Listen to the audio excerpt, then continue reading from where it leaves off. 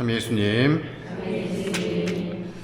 제가 이틀 전에 강론한 영상을 유튜브에 올렸는데 아주 댓글이 폭주를 했습니다. 이틀 전에 무슨 얘기를 했냐면 이 봉사단체에서 왜 이렇게 싸우냐, 그런 이야기들을 주제로 이렇게 쭉 말씀을 드렸더니 그냥 온 전국에 있는 상처받은 분들이 다 오셔서 그렇다, 이래서 힘들었다, 저래서 힘들었다, 난 이런 일이 있었다, 댓글을 많이 남겨주셨어요. 그 댓글들 이렇게 하나하나 읽고 답변을 이렇게 쭉 드리면서 그런 생각을 했습니다. 어느 곳이나 다 비슷하구나 라는 생각과 더불어서 새로운 신자분들이 새로운 봉사단체에 들어오는 게 참 어렵겠다 라는 생각을 더불어 했습니다. 또 이걸 또 말씀드리면서 전제로 미리 깔아야 될 것이, 우리 본당 단체 얘기하는 거 아닙니다. 앞서 말씀드린 것처럼 우리 본당이 뭐 특별해서 이런 게 아니라 모든 본당들이 다 사실 비슷해요. 그래서 그 일반적인 이야기를 좀 드릴까 하는데, 예를 들어서 우리 뭐 전래분과가 있다, 해설이나 독서나 아니면 뭐 제대회나 아니면 또 뭐 성가대나 어떤 단체든 간에, 예를 들어 조금 말을 하기 편하게 하기 위해서 전래분과로 하겠습니다. 전래분과가 있는데 새로운 분이 전래분과에 이제 봉사를 하려고 딱 들어와요. 들어오게 되면 제일 먼저 해야 되는 것이 이 단체에 적응을 하는 문제겠죠. 뭐 사람 간의 적응도 필요하지만 이 봉사하는 그 업무에 대한 적응도 하실 거예요. 특별히 전례에 관련된 부분들은 좀 알아야 되는 것들, 기억해야 되는 것들이 다른 단체들보단 좀 많이 있습니다. 이런저런한 우리 교회의 전례가 있기 때문에. 그리고 그런 일반적인 전례 플러스 조금 더 부전으로 내려오는 전통 아닌 전통들이 있어요. 그게 뭐냐면, 역대 신부님들이 말씀하셨던 것들을 어떤 이런 규정화 시켜서 내려오는 것들이 있어요. 이럴 때는 이렇게 해야 돼, 저럴 땐 저렇게 해야 돼 하는 것들. 이것이 어느 신부님 때부터 무슨 이유로 생겼는지는 모르지만 그 규정이 그대로 남아서 단체에 내려오는 거죠. 그래서 처음에는 아무것도 모르고 하라니까 그냥 하는 거예요. 그러다가 이제 어느 정도 적응이 되고 나서 질문을 던집니다. 아니 근데 이것보다 이게 더 낫지 않아요? 하고 질문을 던지면 다른 봉사자분이 이제 뭐라고 이야기를 하실까요? 평소의 행실을 한번 잘 생각해 보시오. 그냥 우리는 옛날부터 신부님이 그렇게 하라고 하셨어, 원래 그래, 우린 전통이 이래 라는 말로 대답을 하실 겁니다. 뭐 조금의 말은 다를지 몰라도. 그러면 어떤 분들은 그런가 보다 하고 넘어가지만, 어떤 분들은 아니 이거 이렇게 조금만 바꾸면 더 편할 텐데, 혹은 조금만 바꾸면 더 나을 텐데 왜 이렇게 하지? 하는 답답함에 놓이게 될 거예요. 거기서 이제 조금 더 한 발 나아가면 어떤 일이 생길까요? 꽝 이제 싸우게 되고 또 상처받고, 그러다가 에이 안 해 이러고 나와버리는 경우들이 많이 생기는 것 같습니다. 그래서 봉사단체 안에서 뭐 사람 때문에 상처받는 경우들도 많이 있지만, 봉사단체 내에 알 수 없는 그 규율들 때문에 납득이 되지 않아서 봉사를 포기하시는 분들도 종종 있는 것 같아요. 이런 모습이 사실 우리만의 모습이 아니라, 오늘 복음 내용을 보면 첫 구절에 이런 내용이 나오거든요. 예수님께서 사두가이들의 말문을 막아버리셨다.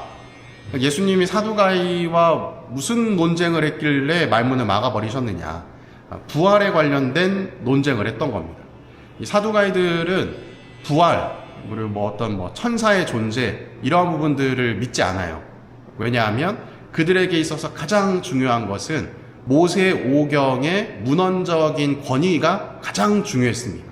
거기에 뭐 이런 얘기가 나와 있어? 있어? 없어? 이게 가장 중요했던 거예요. 그 모세 오경의 내용을 살펴보면 부활에 관련된 내용도 없고 천사에 관련된 내용도 없습니다. 이후에 뭐 예언서나 지혜문학이나 이러한 부분에 이제 부활과 천사에 관련된 내용이 나오는데, 사두가이들은 그거를 인정을 안 하는 거예요.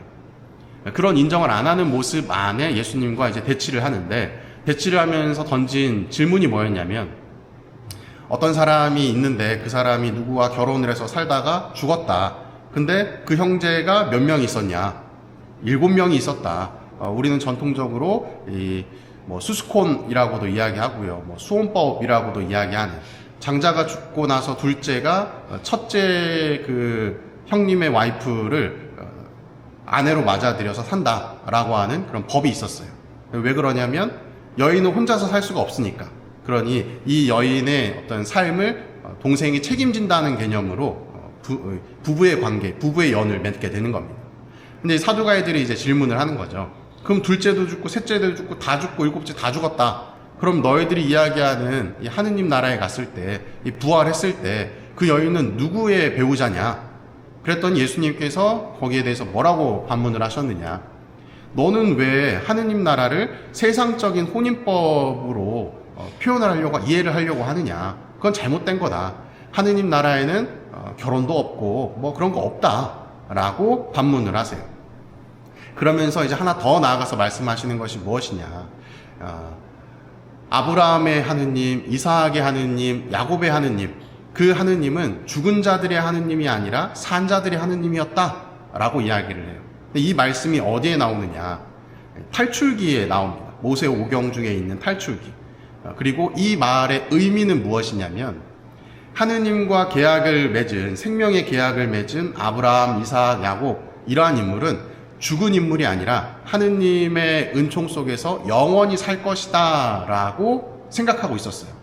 그러니 예수님께서 말씀하시는 이 내용이 사두가이들 입장에서 보면 하느님과 영원히 사는 인물이 있는데 그 인물이 있다 하는 내용이 어디에 나오는 거예요? 자기들이 믿고 있는 모세오경인 탈출기에 나오는 거죠. 그러니 그들이 입이 탁 틀어막히는 거죠. 그리고 나서 이제 바리사이들이 또 오는 거예요. 바리사이들은 무슨 문제를 가지고 오냐면, 율법, 그놈의 율법 613개 조항의 율법이 있는데 그 율법 중에서 가장 중요한 율법이 뭐냐라고 예수님께 질문을 던집니다. 그들이 의도했던 바는 무엇이냐면, 613개 중에 예수님께서 뭔가 하나를 딱 얘기를 하면, 야 그러면 뭐 이런 거예요. 엄마가 좋아, 아빠가 좋아? 엄마가 좋아 그러면 그럼 아빠는 안 좋아해? 이런 논리로 나머지 계명들은 그럼 중요한 게 아니야? 라는 논리로 예수님을 올가매려고 했던 겁니다. 그러니 예수님께서 그들의 질문의 의도를 다 파악하시고 그 율법의 근간에 있는 이 사랑의 계명을 이야기하셔요. 첫째는 내 마음과 목숨과 정신을 다 바쳐서 하느님을 사랑하는 것, 그리고 그와 마찬가지로 이웃을 사랑하는 것이 가장 큰 계명이다 라고 이야기하시면서, 그 율법을 지키느냐 지키지 않느냐가 중요한 것이 아니라, 뭐가 더 우위에 있고 하위에 있고 이게 중요한 게 아니라, 그 율법의 시작점에 있는 것이 바로 하느님 사랑과 이웃 사랑이다 라는 것을 그들에게 밝혀주시는 겁니다. 그를 통해서 이런 메시지를 주시는 것이죠. 뭔가를 해야 된다, 말아야 된다, 그러한 규정이 중요한 게 아니라 그 규정을 살아내면서 하느님의 사랑을 이웃에게 전하는 것이 더 중요하다라는 말씀을 오늘 복음에서 해주고 있는 겁니다. 이런 부분들을 살펴볼 때 우리가 신앙생활을 하면서 좀 고민해 보셨으면 좋겠다 싶은 것이, 뭐 단체에서 봉사를 하거나 할 때 보면 이거 했냐 저거 했냐 이렇게 하지 않았냐 이거 틀렸다 하면서 사람들을 정의 내리고 또 재단하고, 이러한 모습들이 우리 안에 있지 않은지 한번 살펴보셨으면 좋겠어요. 하느님께서 진정으로 원하시는 것은 뭘 지켰냐 지키지 않았냐, 했냐 안 했냐 이러한 부분이 아니라, 봉사를 하면서 뭐 때로는 그런 규정들이 당연히 필요하지만 그 규정이 왜 있었는지, 그리고 규정보다 더 앞서는 것은 사랑이라는 것을 좀 기억하시면서 봉사를 하면 좋지 않을까 하는 생각이 듭니다. 그러한 부분이 없다면 마치 오늘 일독서의 표현에 보면 바싹 마른 뼈들이 모여있는 이 죽음의 골짜기와 같은 모습이 바로 봉사단체의 모습이 되지 않나 하는 생각이 들어요. 우리는 그러한 바싹 말라진 뼈들이 생명을 취해서 다시금 부활하는 이 생명의 역사 안에 우리가 함께해야 되지 않나 하는 생각이 듭니다. 그러기 위해서는 필요한 것이 무엇이다? 사랑과 배려와 이해예요. 그것 없이 봉사를 임한다는 것은 사실은 사두가이나 바리사이와 같이 그냥 형식에만 머물러 있는, 그저 그 문자적인 것에만 매달리는 조금은 부족한 모습의 신앙생활과 봉사가 아닐까 하는 생각이 듭니다. 오늘 비오 10세 교황님께서 첫 번째 사목표어로 내세우셨던 것이 그리스도 안에서의 사랑을 새롭게 하자, 그리스도 안에서 사랑을 새롭게 하자라고 하는 이 사목표어를 제시하셨어요.